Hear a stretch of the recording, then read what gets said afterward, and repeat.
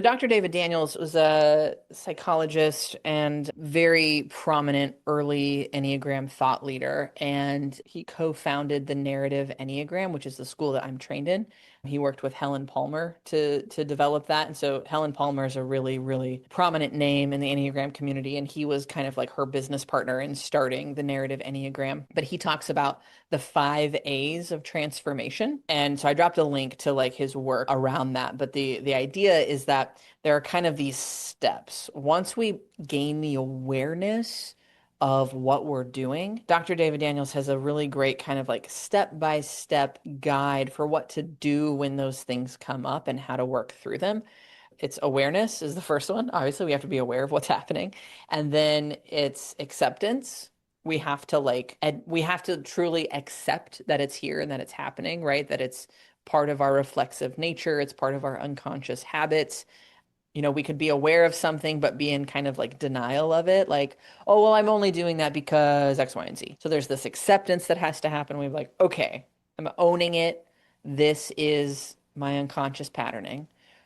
Then we move to appreciation. No part of us can grow or develop under self-hatred or self-exile. We have to lovingly accept and appreciate our patterns and the ways that we're operating unconsciously because they are here to serve us, right? They are here to protect us. It's kind of operating from this idea that our systems are intelligent. Our systems, heart, body, mind, soul, spirit, whatever we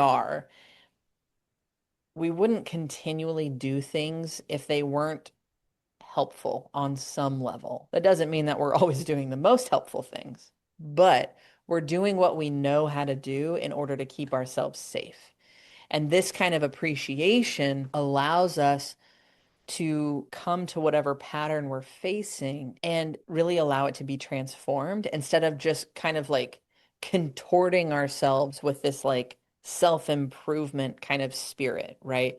Which can be another kind of like imposition. If we talk about it in Freudian terms, it's like the superego is coming in and just kind of hyper controlling things instead of this awareness, acceptance, and appreciation creating a space and container for something to really be changed and transformed. After appreciation comes action. We have to try something different.